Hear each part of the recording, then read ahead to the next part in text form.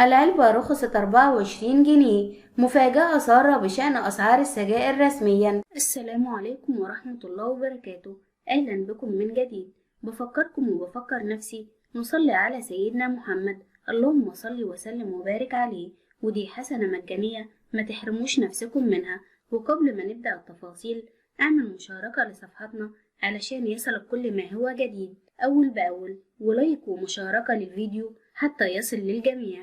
ونبدأ التفاصيل. يبحث الكثير عن أسعار السجائر الجديدة اليوم في مصر، خاصة بعد تراجعها وفقا لما أكد إبراهيم إمبابي رئيس شعبة الدخان والسجائر.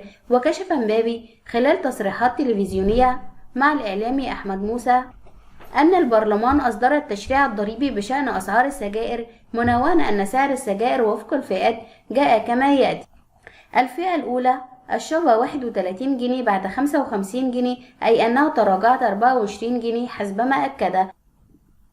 والفئة الثانية اللي ب45 جنيه، والفئة العليا الثالثة ب65 جنيه بعد 90 جنيه. وكشف رئيس شعبة الدخان والسجائر أنه سيتم توسيع الشرائح وفقا لاستراتيجية جديدة للتعامل مع السوق من قبل الشركة الشرقية للدخان، منوها أن أحد البنوك الخاصة سيضخ اعتمادات دولارية للإنتاج. وعلق قائلا قطاع السجائر سيوفر للدولة نحو 88 مليار جنيه خلال العام الجاري. والسجائر قطع لا يشهد مقاطعة أبدا. في المقابل تعتبر أسعار السجائر الجديدة التي أعلن عنها رئيس شعبة الدخان والسجائر هي الأسعار الرسمية بعد قرار جديد من مجلس النواب بزيادة ضريبة القيمة المضافة على كل أنواع السجائر.